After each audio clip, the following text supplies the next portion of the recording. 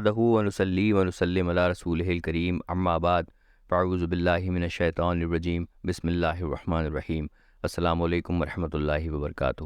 امید کرتے ہیں کہ آپ تمامی حضرات بخیر ہوں گے، اللہ اور اس کے پیارے حبیب نبی کریم صلی اللہ تعالیٰ علیہ وسلم کے صدقے طفیل۔ اس سے پہلے کہ آپ آنے والی ریکارڈنگ کو سماعت فرمائیں، میں آپ سب سے ایک اپیل کرنا چاہتا ہوں۔ میں نے اکثر تمام ایسے بھی لوگ ہیں جو کہ خود کو وہابی دیوبندی کہتے ہیں اور ان کا تعلق جو ہے وہ بھی وہابی دیوبندیوں سے ہے، لیکن جب میں نے ان کو ان کے گھر کی، ان کے اکابروں کی لکھی ہوئی عبارات دکھائیں، پڑھائیں، سمجھائیں، تو بڑی ان کو بھی حیرت ہوئی اس بات پہ کہ کبھی ان کو اس بارے میں کبھی نہ بتایا گیا، نہ ان کو اس کا علم ہے۔ تو میں آج کل دیکھتا ہوں اور آپ لوگوں نے بھی دیکھا ہوگا کہ اکثر کوئی شخص آتا ہے، وہ کہتا ہے کہ میں وہابی ہوں تو یا میں دیوبندی ہوں، تو اکثر دیکھا گیا ہے کہ لوگ اس کو فوراً کہہ دیتے ہیں کہ تو کافر ہے۔ اس طرح کہنے سے ہمارے علماء نے منع فرمایا ہے، کیونکہ صرف دیوبندی کہہ دینے سے ہی کوئی کافر نہیں ہو جاتا، ہمیں اس کے عقائد پتہ کرنے پڑیں گے، معلوم کرنا پڑیں گے، اس کے بعد پھر آگے بات کری جائے گی۔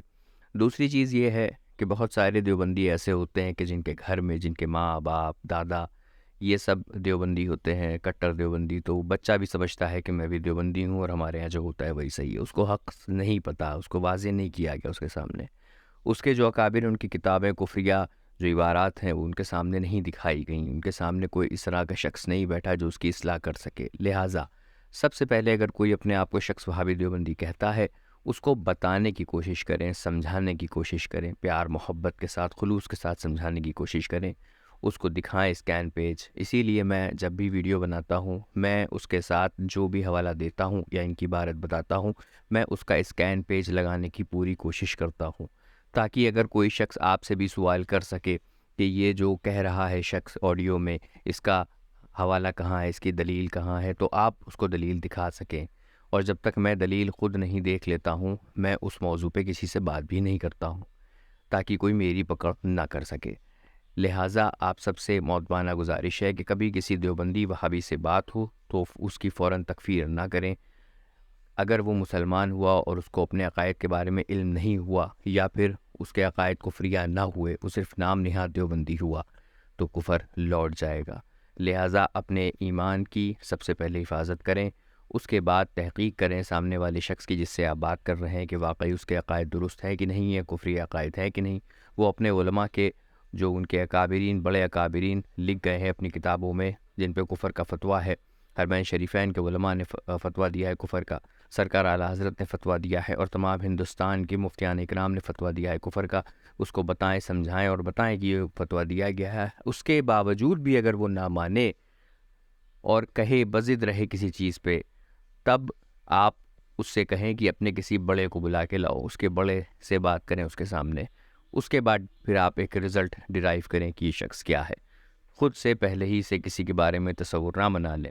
اب میری جس شخص سے بھی بات ہوئی، آپ آڈیو سماعت کریں گے، وہ شخص قاری ہیں اور واقعی بہت اچھا لگا بات کر کے۔ بہت کم ہی ایسے دیوبندی یا وہابی ملتے ہیں خود کو کہنے والے جن سے بات کر کے میں یہ کہہ سکوں کہ مجھے اچھا لگا بات کر کے۔ یہ شخص جو تھے، ان کو اپنی اکابروں کی کتابوں کے بارے میں کوئی علم نہیں تھا، کیونکہ ان کو بتایا نہیں گیا۔ اب میں نے ان سے بات کر لی ہے، اور بات کرنے کے بعد ابھی آپ سنیں گے کیا بات ہوئی ہے۔ اب یہ جو میں نے ان کو عبارتیں بتائی ہیں، کفریہ عبارت، یہ اس کی تحقیق کریں گے، پھر یہ مجھ سے بات کریں گے، ٹھیک ہے؟ تو آپ سب سے گزارش ہے کہ جب تک تحقیق نہ ہو کسی کی تکفیر نہ کریں۔ دعاؤں میں یاد رکھیں۔ السلام علیکم ورحمۃ اللہ وبرکاتہ۔ اور ایک چیز اور، جاتے جاتے ایک چیز اور میں کہتا جاؤں، بہت سارے ہمارے بھائی نمبر ہم سے مانگتے ہیں، ان سے میں 1000 مرتبہ 10,000 مرتبہ کہہ چکا ہوں کہ نمبر اس طرح سے کھلے میں دینا سیف نہیں ہوتا ہے، لوگ اس کا مس یوز بھی کر لیتے ہیں۔ دوسری چیز یہ ہے کہ یوٹیوب پہ کامنٹ میں ہم کسی کو نمبر دیتے ہیں تو وہ اسپیم میں چلا جاتا ہے، وہ نمبر شو نہیں ہوتا ہے۔ نمبر اگر چاہیے ہے یا بات کرنی ہے تو میں نے بتایا کہ میری ای میل آئی ڈی ہے جس کا نام ہے jin.ki.kahani@gmail.com، jin.ki.kahani@gmail.com۔ میں بتا چکا ہوں، آپ کے سامنے لکھ کے بھی آ رہی ہے میری ای میل آئی ڈی، آپ اس کو دیکھ لیں، پڑھ لیں، اس کے بعد آپ اس پہ ای میل کریں۔ اور میں ای میل کیسے کرا جاتا ہے یہ میں اپنے پرانے ویڈیو میں یہ بھی بتا چکا ہوں کہ ای میل کیسے کیا جاتا ہے۔ اور بہت سے لوگ مجھ سے ابھی بھی اسکین پیجز کا مطالبہ کرتے ہیں کہ مجھے ان کی کفریہ عبارات کے اسکین پیجز دیجیے. میں ان سے بھی کہنا چاہوں گا کہ وہ ایک بار میرے پرانے ویڈیوز دیکھیں جس میں میں ان کے اسکین پیج، ان کی جو کفریہ عبارات ہیں، ایک دو نہیں سینکڑوں ہزاروں اسکین پیج میں اپلوڈ کر چکا ہوں. اس کو دیکھیں، ڈاؤن لوڈ کریں. ڈاؤن لوڈ کیسے کیا جاتا ہے یہ بھی میں بتا چکا ہوں. ڈاؤن لوڈ کرنے کے بعد انزپ کیسے کرا جاتا ہے یہ بھی میں بتا چکا ہوں. سارے ویڈیو میں بتا چکا ہوں. اس کو ایک مرتبہ دیکھ لیں. اور اگر پھر بھی سمجھ میں نہیں آتا ہے تو آپ کے تعلق میں کوئی شخص تو ایسا ہوگا، تھوڑا بہت ٹیکی ہوگا، جس کو تھوڑا بہت معلوم ہوگا کہ کمپیوٹر کے بارے میں اور فائلز اینڈ فولڈرز کے بارے میں، کس طرح سے فائل ڈاؤن لوڈ ہوتی ہے، انزپ ہوتی ہے، زپ ہوتی ہے وغیرہ وغیرہ. تو اس سے بھی رابطہ کر لیں، کیونکہ میرے پاس بھی اتنا وقت نہیں رہتا ہے کہ ہم سب کی پرٹیکولرلی جا کے سب کو بتا سکیں، جبکہ پوری کوشش میری یہی رہتی ہے. اس کے تعلق سے میں ویڈیو بھی بنا چکا ہوں. ایک بار ویڈیو پھر دیکھ لیں آپ لوگ، اور اس کے بعد پھر بھی سمجھ میں نہ آئے تو کوئی آپ کے تعلق میں دوست ہو، احباب ہو آپ کے، کوئی آپ ان سے بھی ہیلپ لے سکتے ہیں. اس میں کوئی قباحت نہیں ہے. اور دعاؤں میں یاد رکھیں، اپنا خیال رکھیں. السلام علیکم ورحمۃ اللہ وبرکاتہ.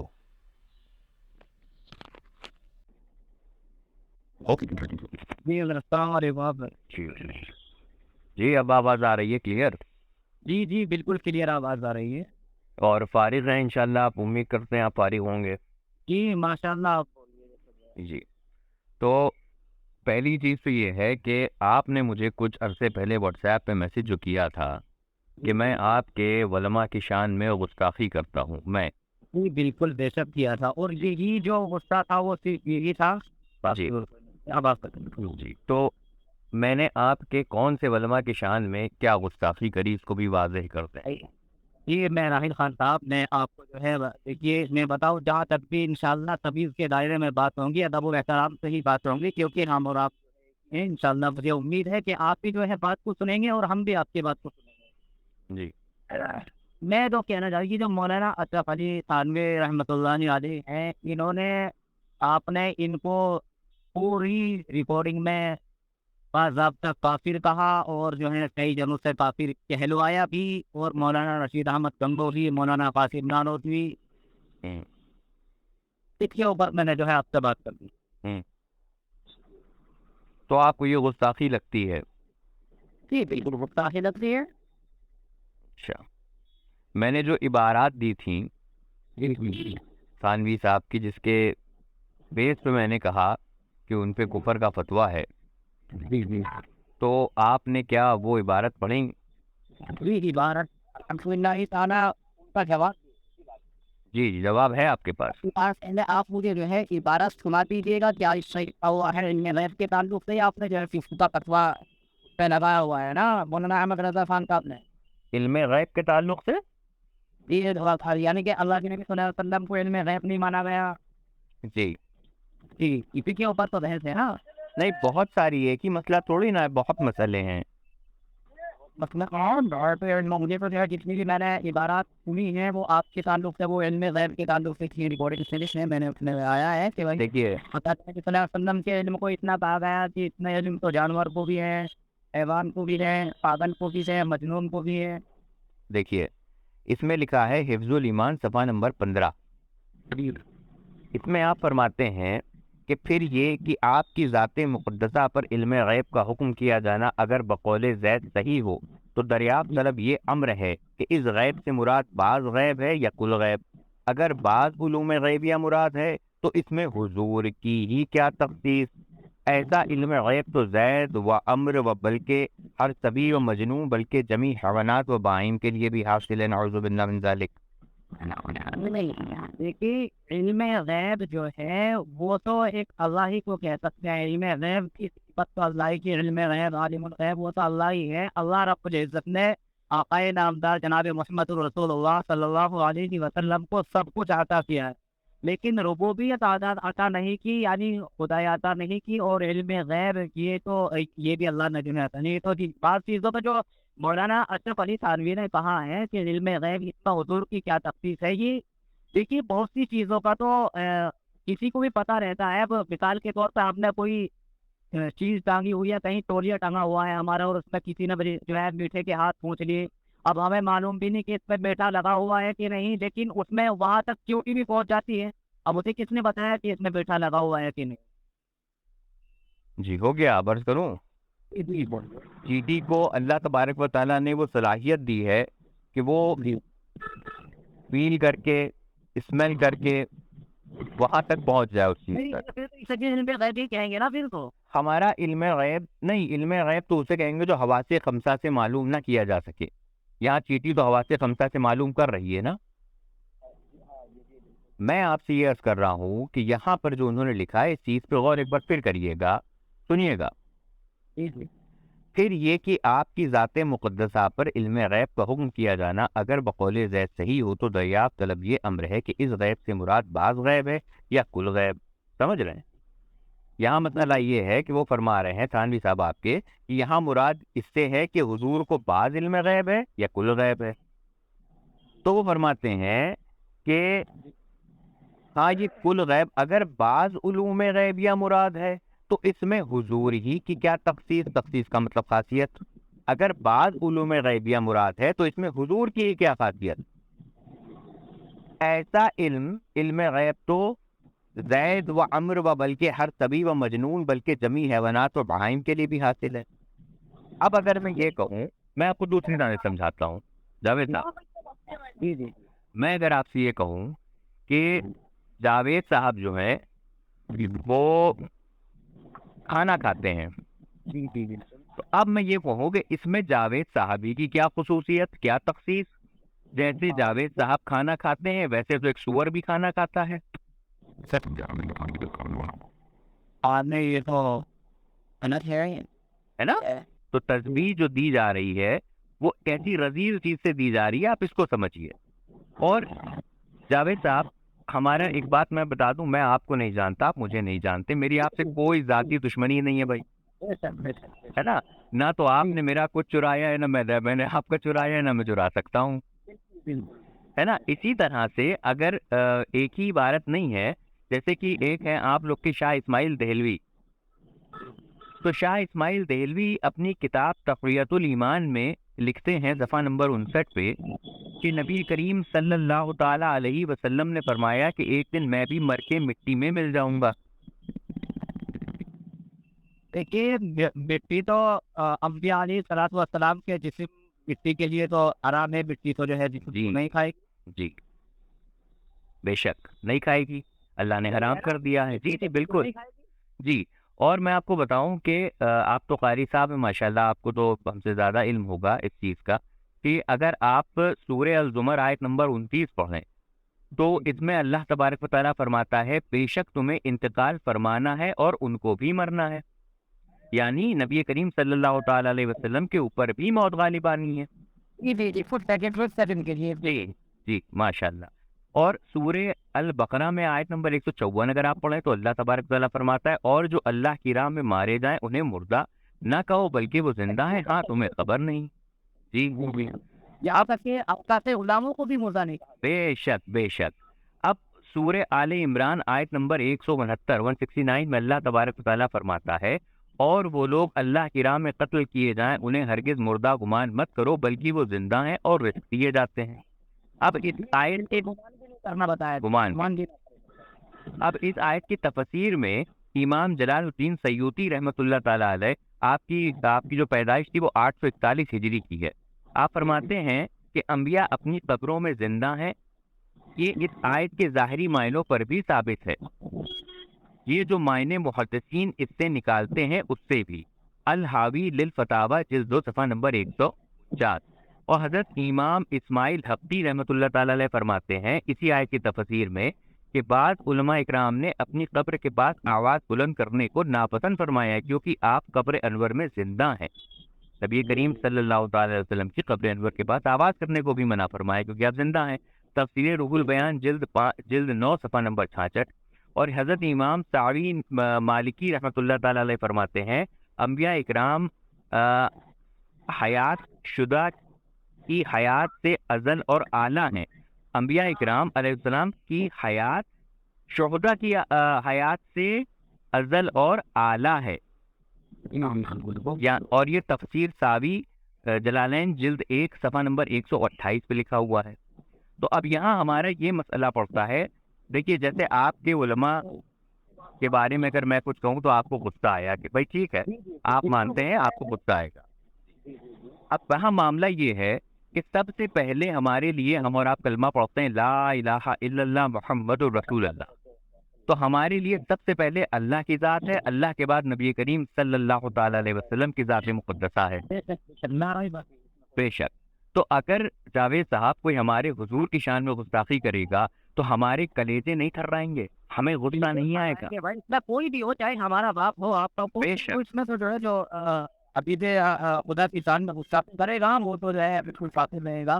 بے لیکن شک میرا آپ سے مسئلہ یہ ہے دیکھیے عبارات میں اگر انہوں نے کچھ لکھا ہے تو اس کو ہمیں جو ہے سمجھنے کی, اچھی طرح سے سمجھنے کی کوشش کرنی چاہیے. جی ضرورت ہے ہمیں سمجھنے کی. دیکھیے اگر آپ نے صحیح سمجھا ہے تو اسے تو جو ہے ہم بالکل آپ کی جو ہے بات کو مانیں گے, آپ جو ہے نا بتائیں گے. لیکن میرا ابھی بھی کہنا یہ ہے کہ ہمارے علماء کچھ بتاتے ہیں, آپ لوگ کچھ بتاتے ہیں, لیکن ان چیزوں سے جو ہے فرق پڑتا ہے. اگر یہ چیزیں جو ہے جو مکہ اور مدینہ کے علماء کے پاس میں جائے تو جو ہے ان سے پتہ چلے کہ یہ بات غلط ہے یا صحیح ہے. دیکھیے مکہ اور مدینہ کے جتنے بھی اس وقت علماء ہیں آپ جانتے ہیں کہ زیادہ تر غیر مقلد ہیں اس میں, اور آپ یہ بھی جانتے ہیں کہ آپ بھی مقلد ہیں, ہم بھی امام اعظم کے مقلد ہیں. امام اعظم ابو حنیفہ بے شک. تو ہمارے اور ان کے اہل حدیثوں کے درمیان بہت بڑا فاصلہ ہے, اور ظاہر سی بات ہے آپ کے بھی ان کے کچھ عقائد نہیں ملتے ہیں, رفع الیدین کے تعلق سے نہیں ملتے ہیں, اور بھی تمام مسئلے اٹھتے ہیں. اب یہاں مسئلہ یہ ہے کہ تقویۃ الایمان صفحہ نمبر 59 پہ جو لکھتا ہے شاہ اسماعیل دہلوی, یہ آپ کے جو علماء میں سے ہیں, کہ نبی کریم صلی اللہ تعالی علیہ وسلم نے فرمایا کہ ایک دن میں بھی مر کے مٹی میں مل جاؤں گا. تو ہمارا مطالبہ یہ ہے صرف آپ کے جماعت کے لوگوں سے, بڑوں سے, کہ نبی کریم صلی اللہ تعالی علیہ وسلم نے ایسا کہاں فرمایا کہ ایک دن میں بھی مر کے مٹی میں مل جاؤں گا, وہ دکھا دو, ہمارا اختلاف ختم. کیا مطلب یہ صاف لکھا ہوا ہے کہ اللہ کے نبی نے فرمایا کہ میں بھی مر کے مٹی میں مل جاؤں گا؟ میں آپ کو بھیجوں اسکین اس کا؟ نہیں بھیج دیجیے گا, کوئی بات نہیں, بعد میں بھیج دیجیے گا تو بات ہو جی جائے. دیکھیے میری ایک عادت ہے کہ میں جو بھی بات کرتا ہوں ہوا ہی نہیں کرتا.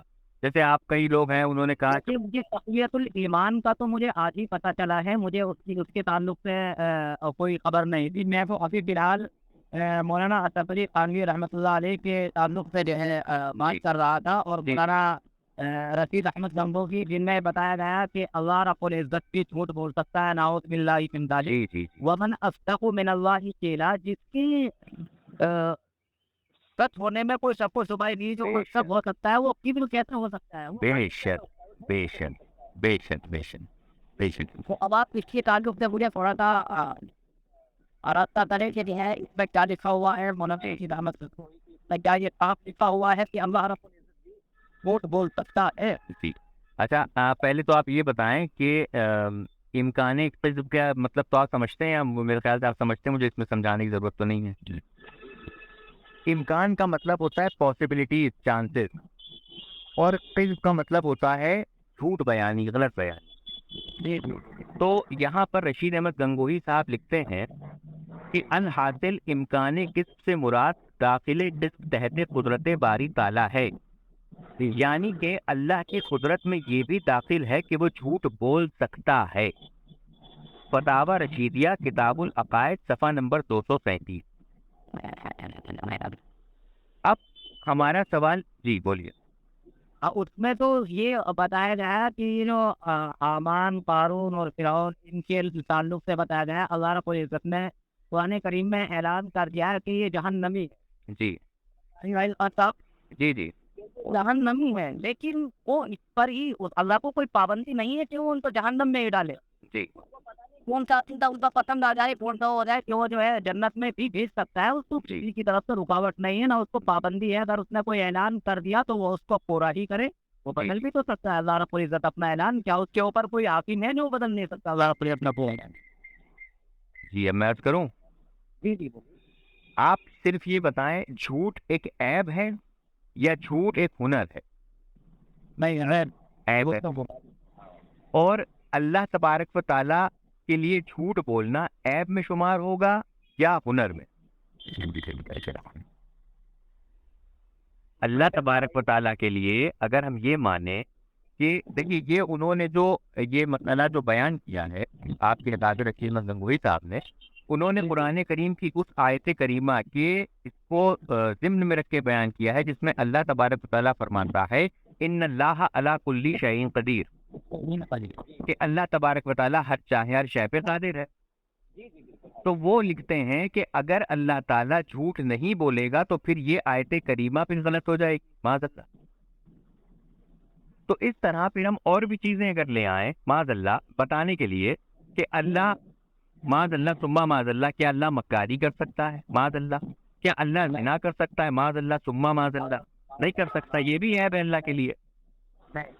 تو یہاں پہ یہ لکھا ہے انہوں نے کہ اللہ تب اچھا اس کے اگینسٹ میں اگر آپ دیکھیے تو آپ 1400 سال کا ہسٹری پڑھ لیجئے، آج تک کسی محدثین میں سے کسی نے، ائمہ اکرام میں سے کسی نے یہ نہیں لکھا اللہ کے تعلق سے کہ اللہ تعالیٰ جھوٹ بولنے پہ قادر ہے. جبکہ علامہ سعد الدین تفتازانی علیہ رحمہ جو ہمارے اور آپ کے مسلمہ بزرگ ہیں، وہ لکھتے ہیں کہ اللہ تبارک و تعالیٰ کے لیے جھوٹ بولنا محال ہے. اللہ جھوٹ نہیں بول سکتا، اللہ کے لیے جھوٹ بولنا محال ہے. اسی طرح سے اور اگر کتاب دیکھیں تو براہین قاطعہ بھی آپ ہی کے گھر کی کتاب ہے. ہاں ہمارے گھر کی کتاب ہے بھائی. اس میں صفحہ نمبر براہین قاطعہ میں لکھتے ہیں کہ اللہ تبارک و تعالیٰ جو شیطان کا علم ہے اور جو ملک الموت کا علم ہے وہ اللہ کے نبی کے علم سے زیادہ ہے. اور اللہ کے نبی کے علم سے زیادہ ہے جی یعنی اس سے زیادہ چیز تو ہو سکتا ہے. آپ سے نبی صلی اللہ علیہ وسلم دیکھیے علم الغیب تو ہم کہیں گے نہیں کیونکہ یہ غیب یہ صفات اللہ ہی کے لیے ہے. جی باقی یہ ایسے اللہ کے نبی صلی اللہ علیہ وسلم کو جو ہے علم بہت زیادہ تھا. ہم اسی علم کی یہ کہتا کہ کتنا علم تھا کتنا نہیں تو ہی نے رسول بے شک بے شک بے شک تم نے رسول کے ان کو ہمیں اگر ہم یہ کہیں کہ ان کو بہت زیادہ علم تھا یا کتنا کم تھا کتنا کیا ہم پاتا بے شک بے شک بے شک بے شک اللہ صلی اللہ علیہ وسلم کو علم بہت سا علم بہت ساری چیزوں پر اللہ کو عزت میں جو ہے عطا دیا ہے.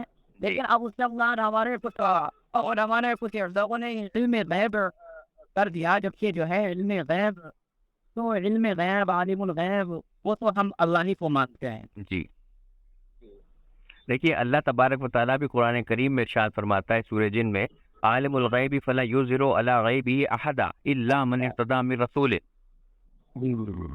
اور اگر ہم آپ کو آپ کی ایک اور کتاب جو کہ تحذیر الناس ہے آپ اس سے بھی واقف ہوں گے. تحذیر الناس کتاب صفحہ نمبر 3 اور 25 اس پہ لکھا ہوا ہے کہ to the people the expression خاتم النبیین، میں آپ کو انگلش پہلے بتاتا ہوں، means the last prophet.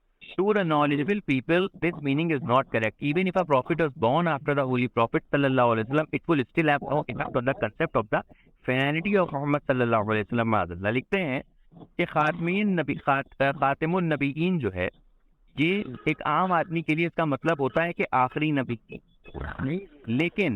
لیکن علم والے کے لیے یہ معنی غلط ہے، کیونکہ اگر نبی کریم صلی اللہ تعالی علیہ وسلم کے بعد کوئی نیا پیغمبر پیدا ہو جائے تو نبی کریم کی خاتمیت محمدی پہ کوئی فرق نہیں پڑے گا. اب میں آپ سے ایک سوال پوچھتا ہوں، انہوں نے لکھا کہ بالفرق اگر رسول اللہ کے بعد کوئی نبی پیدا ہو جائے تو رسول اللہ کی نبوت پہ خاتمیت محمدی پہ فرق نہیں پڑے گا. اب میں آپ سے پوچھوں قاری جاوید صاحب کہ اگر بالفرض ایک شخص غصے میں اپنی بیوی کو طلاق دے دے تو طلاق ہوگی کہ نہیں؟ ہو جائے گی. ہو جائے گی. لیکن جبکہ میں کہہ رہا ہوں بالفرض. اب یہاں پہ سیم اسی طرح لکھتے ہیں یہ کہ بالفرض اگر رسول اللہ کے بعد کوئی نیا نبی پیدا ہو جائے، نہیں جائے، آئیں گے تو حضرت عیسیٰ علیہ السلام لیکن حضور کے امتی بن کے آئیں گے، امتی بن کے. یہ لکھ رہے ہیں کہ بالفرض اگر کوئی نبی رسول اللہ کے بعد پیدا ہو جائے تو بھی رسول اللہ کی خاتمیت محمدی پہ فرق نہیں پڑے گا. میں اس پہ کہتا ہوں فرق کیسے نہیں پڑے گا؟ رسول اللہ کی وہ حدیث، وہ قرآن کی آیت کریمہ جس میں رسول اللہ کو آخری نبی بتایا گیا ہے، معاذ اللہ وہ سب جھوٹی ثابت ہو جائیں گی. نہیں دیکھتے بھائی حدیثوں پہ اور قادیانی نے جو ہے جھوٹا دعویٰ کیا ہمارے سے کہ کچھ لوگ پڑھتے ہیں اس میں کچھ لوگ تحقاقے میں آ گئے، لیکن احادیث اور نبی کریم صلی اللہ علیہ وسلم کی نبوت سے کیا اللہ کے نبی صلی اللہ علیہ وسلم الاول آخر نبی نہیں رہیں گے؟ بے شک تو یہ اس طرح کی ہمارے پاس بہت ساری عبارتیں ہیں. آپ ایک مرتبہ میں چاہتا ہوں کہ آپ سے اگلی بار جب میں بات کروں اس سے پہلے آپ ان عبارتوں کو میں آپ کو بھیجوں گا, اس کے اوریجنل اسکین پیج بھیجوں گا, آپ ایک مرتبہ ان کو دیکھ لیجئے اور آپ ان پہ جو تحقیق کرنا چاہتے ہیں کر لیجئے. اس کے بعد انشاءاللہ بات ویڈیو میں پہلے بات ضرور کروں گا, ضرور. دوبارہ کی بات ہوں گی. اور انشاءاللہ مجھے امید ہے, دیکھیے نہ تو ہم لوگ جو ہے ہمارے جو شروعات میں ہم نے جو عبارت سنی تھی, دیکھیے ظاہر سی بات ہے اس میں اگر کوئی آپ کے کسی بڑے کو کچھ کہے گا تو ظاہر سی بات ہے بغیر پیسے بات سے غصہ آئے گا. جی یہ بات بالکل جھوٹ ہے. صحیح کہہ رہے ہیں آپ, کہنا چاہوں تو غصہ ضرور آئے گا. بالکل صحیح کہہ رہے ہیں آپ. مسئلہ یہ ہے اس دن کا جو, اچھا میں آپ کو پہلی بات کری آگاہ کر دوں, وہ جو بیسک کا مسئلہ تھا وہ ہماری ایک بچے ٹیوشن پڑھتے ہیں ہمارے پاس بچے اور بچیاں کو. جاوید صاحب کوئی مسئلہ نہیں, اس کو چھوڑیے, وہ ختم گئی اس ٹاپک کو, بھول گیا اس ٹاپک کو.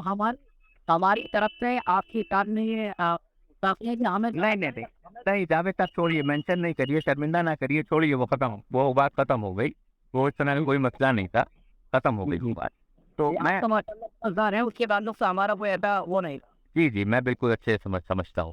تو میں آپ کو ایک کام کرتا ہوں, میں آپ کو وہ کتابوں کے میں آپ کو اسکین بھیج دیتا ہوں, آپ اس پہ اچھے سے تحقیق کر لیجیے, اور پھر جب آپ کہیں گے تو پھر انشاءاللہ ہم پھر اس پہ آپ سے بات کریں گے.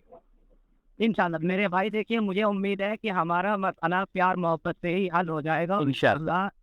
وہ فون پہ ہی اپنا جیسے بھی ہوگا, جو عبارت جو غلط ہوں گے اس پہ انشاءاللہ عمل کریں گے. انشاءاللہ. اور باقی جو آپ کی مذہب میں آپ کی اس میں غلط ہو رہا ہوگا وہ انشاءاللہ آپ کو اس کو بھی جو ہے درست کرنے کی ضرورت ہے. بے شک. اب آپ نے بات یہ بہت اچھی کہی کہ ہمیں بھی درست کرنے کی ضرورت, اور آپ کو بھی. جیسے کہ کئی لوگ ہمارے وہاں یہ کہتے ہیں کہ مزارات پہ جو ہے وہ لوگ جاتے ہیں اور سجدہ کرتے ہیں, جبکہ ہمارے وہاں سجدہ حرام لکھا ہے, تعظیمی حرام لکھا ہے. جی بالکل آرام لکھا ہے, حرام لکھا ہے. جی لیکن بہرحال خان صاحب میں ایک جگہ گیا تھا کہ یہاں اجمیر شریف میں سے ایسا نہیں, مزاروں پہ ہم بھی جاتے ہیں زیارت کے لیے. جی بھائی کوئی آپ لوگ تھوڑی ہمارا مزار ہے. بالکل بھائی, اللہ کے ولی سب کے لیے ہے, سب کے لیے ہیں. لیکن وہاں مثلاً جیسا ان کے آگے سر چھپائے پڑے ہوئے ہیں, سجدہ کر رہے ہیں, اور کسی کو کوئی خبر نہیں, تو ہی رہے گا صابر صاحب امید ہو گئی ہے جیسے یہ طرح کے حالات. لیکن مانگنا اللہ ہی سے چاہیے, اور اسی سے جو ہے تمام چیزوں پر وہی قادر ہے. ابھی بھی ہمارا یہی کہنا ہے, اور کسی کے آگے سجدہ چاہے دل سے کرے چاہے کسی بھی نیت سے کرے. دیکھیے بہت سے کہتے کہ ہم دل سے نہیں کرتے, ہم نہیں کرتے. ارے ویسے بھی کیوں کرتے ہیں ہم, سوائے خدا کے کسی کو سجدہ کیوں کیا؟ مثال کے طور پر ہماری میری بیوی ہے, خان صاحب دیکھیے میری بیوی ہے, اب وہ آپ میرے بہت خاص آدمی ہو جی, اور آپ میرے گھر آؤ گی, میری بیوی آپ کو کپڑے بھی دھو کے دے گی, ناشتہ بھی کرائے گی, سب کام بہتر سے بہتر کرے گی, مجھے اچھا لگے گا. جی لیکن یاد رکھو راہیل خان صاحب, اگر آنکھ سے آنکھ ملائی تو یا تو قتل خود ہو جاؤں گا, یا تمہیں کر دوں گا, یا اسے کر دوں گا. جی بات ہے نا. جی تو ہم بندے تو ایک رب کے ہیں. جی, ہمیں اللہ ہی نے جو ہے تمام نعمتوں سے نوازا ہے. ٹھیک ہے اللہ کے ولی ہیں, ہم ولیوں کو مانتے ہیں, خدا کی قسم بالکل برحق ہم ولیوں کو مانتے ہیں, ولیوں کو ماننا چاہیے, لیکن طریقے سے. جی بالکل صحیح فرما رہے ہیں. جی تو یہ ہمارا کہنا کہ انشاءاللہ جو غلطیاں ہمارے میں ہیں ہم بھی درست کریں گے نا, وہ ہمارے میں ہیں. اور اگر جو غلطیاں آپ میں ہیں وہ بھی دیکھیے, حالات اس وقت جو ہے بہت خراب ہیں. ہمیں ضرورت ہے کہ ہم لوگ اکٹھا ہوں اور جو ہے اپنے ایمان کو سنبھال کے چلیں, دین اسلام پہ کوئی آنچ نہ آئے. ہمارا کہنا یہی ہے, ہم سب کہنا. تو میں ایسا کرتا ہوں, پھر آپ اس پہ پہلے تحقیق کر لیجئے, اس کے بعد پھر ہم لوگ بات کریں گے مزارات پہ جا کے وہاں مدد مانگنا, وسیلہ لینا, پھر انشاءاللہ اس پہ ہم آپ سے بات کریں گے. ٹھیک ہے انشاءاللہ, آپ مجھے جو ہے واٹس ایپ کر دیجیے. لیکن جاتے میں آپ کو ایک عبارت اور بتاتا جاؤں. آپ کے اشرف علی تھانوی صاحب لکھتے ہیں, دیوبندی مولانا یعقوب صاحب کے سب سے بڑے صاحبزادے مولانا محی الدین مولانا صاحب کی کرامات بیان کرتے ہوئے فرماتے ہیں, ایک مرتبہ ہمارے نانوتا میں سردی بخار کی کثرت ہو گئی, بس جو بھی مولانا صاحب کی قبر سے مٹی لے کر اپنے گلے میں باندھ لیتا اسے آرام مل جاتا, اور اس کثرت سے مٹی لے گئے کہ جب بھی مٹی ڈالو تب ختم ہو جاتی تھی. کئی مرتبہ مٹی ڈال چکے, ایک مرتبہ پریشان ہو کر مولانا کی قبر پہ جا کر کہا, آپ کی تو کرامات ہو گئی اور ہماری مصیبت ہو گئی, یاد رکھو کہ اس بار کوئی اچھا ہوا تو مٹی نہ ڈالیں گے, ایسے ہی پڑے رہنا, لوگ جوتا پہن کر تمہارے اوپر سے نکلیں گے. بس اسی دن سے پھر کسی کو آرام نہ ہوا, پھر لوگوں نے مٹی لے جانا بند کر دی. ارواح ثلاثہ صفحہ 257, حکایت الاولیاء اشرف علی تھانوی. मिट्टी में आराम में।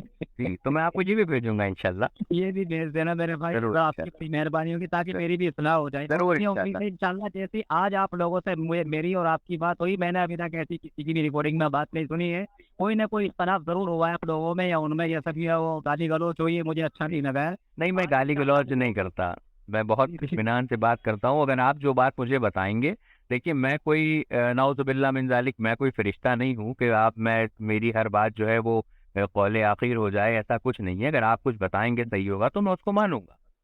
جی جی بالکل، میں بھی انشاءاللہ جو میں بھی پوری تحقیقات کر کے جو بات ہم آپ کو بتائیں گے آپ اس پہ بھی تحقیق کریں گے، آپ خود کریں گے انشاءاللہ. میں بھی انشاءاللہ. تحقیقات کروں گا جو آپ ہمیں بتائیں گے. انشاءاللہ جاوید بھائی انشاءاللہ. ٹھیک ہے ماشاء ٹھیک ہے اللہ. ضرور، ہم آپ سے کسی دن پھر بات کریں گے. آپ پہلے ہم آپ کو بھی کھانا کھا کے انشاءاللہ فرصت سے اسکین بھیج دیں گے، آپ دیکھ لیجیے گا. ٹھیک ہے ٹھیک انشاءاللہ، ہے. ٹھیک ہے. اوکے. ٹھیک ہے.